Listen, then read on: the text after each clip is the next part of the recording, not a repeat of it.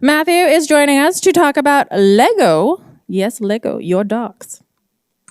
Thank you so much. Thank you, everybody, for being here. Quick show of hands. How many people in this room have a cherished memory that is centered around a book? Keep your hands up if you have a cherished memory that is centered around an instruction manual. Oh, yeah. We got a couple people over there. That's awesome. So like a couple weeks ago, I built a Lego Disney castle with my daughter, and it has quickly become one of my cherished memories, and going through the content with her was wonderful. It also brought up a lot of great points about how you can use Lego's documentation to inform your own documentation and make it fun, keep it whimsical, keep it light and breezy. Using your product should be fun. You want people to have fun while they're using your product, even if it's not necessarily in an industry that's associated with fun. So first, build a journey. Always keep the destination in sight. There's a picture on the front of the box that tells them what they're going to have with their end product. When you're finished building a Lego set, you're almost 100% guaranteed that what you have in your hands will eventually lead to what is on the front of the box, as long as you follow the instruction manual. Take a hands-on approach. Get your customers into your product. You don't want them to spend all day long reading your documentation. You want them to actually get hands-on with the product and start using it, learning the lessons that the documentation teaches them along the way.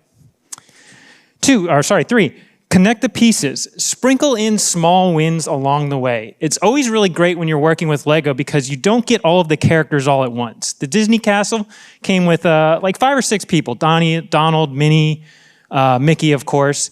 They're not all included in the first bag. Every so often we would hit a random bag that would have a new character, and my daughter's eyes would light up because she knew that this was going to be the next character in the trio or the octet or how many there were. It's more fun with friends. Make knowledge sharing the centerpiece of your process. Adobe's great about doing this. I use Photoshop heavily. Anytime I look up a video about Photoshop, I almost always find the first video is not from somebody who actually works at Adobe, it's somebody who loves working with Photoshop. And finally, the suggested age is only a suggestion. When you see the Lego Friends set and it says for 16 plus, it's not because you have to be 16 years old to understand how to put that together. That's their target audience. They want people who remember Friends fondly. Same thing with your product. If you're writing for developers, that's great. But guess what? You don't have to write to impress your college professors anymore. You're out in the real world and you need to sell a product and you need your documentation to help you do that. If you keep a little bit of wonder and whimsy in mind, people are going to enjoy reading it that much more.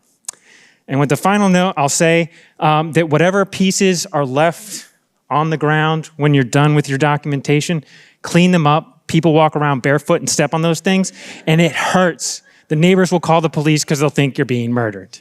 Thank you very much.